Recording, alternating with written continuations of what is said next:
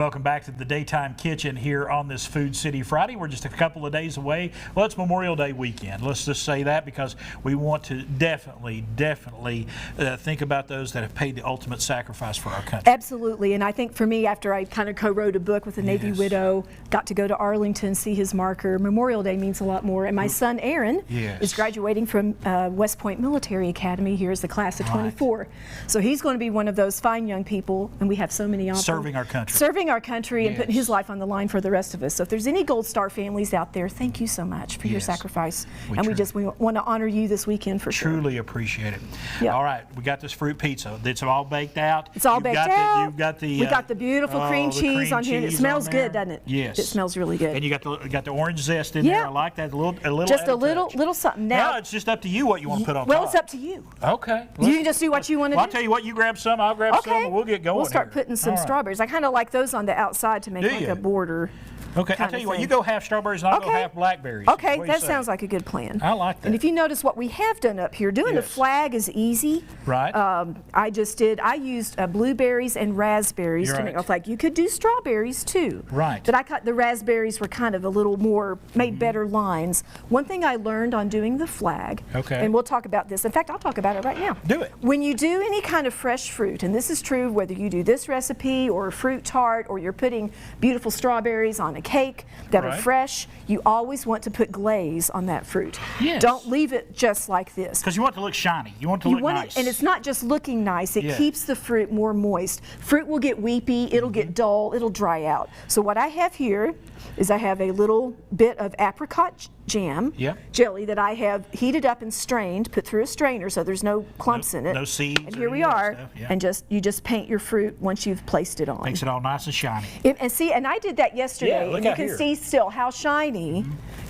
these are that I did yesterday to get ready for today. And so especially if you're going to make it in advance, I don't even consider it an optional step. Right. It's like you got to do it. And you can use some kind of sugar syrup if you want, but I kind of like using the apricot. You can do apple jelly as well. It adds just a little bit of flavor too. Right. Especially the apricot has a little bit of flavor to it. And what I did on the, if you notice on the flag one, I used whipped cream. And actually, I took an easy route. I just did whipped topping, y'all.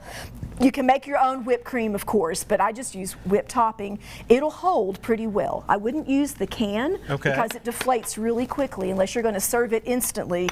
About a half hour later, it doesn't look the same, and so you don't want to do that. But I glazed my fruit first, and then I put on the whipped topping. Nice. So that's the way to do that. Okay. And you don't have to use whipped topping like this other one I have that looks like a rainbow.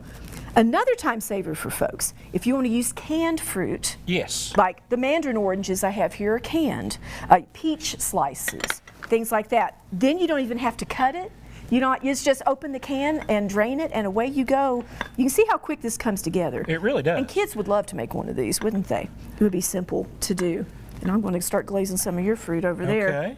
But again, it's very so many options on what you can do. I think the flag idea for Memorial Day is a really cute one. That's truly a work of art there, Julie. Yeah, but it's not that hard, y'all. If y'all can just, put blueberries down in a circle and make a little quarter of it and then put some lines of raspberries. I mean, very few people can make those fantastic cakes like you see on TV. Right.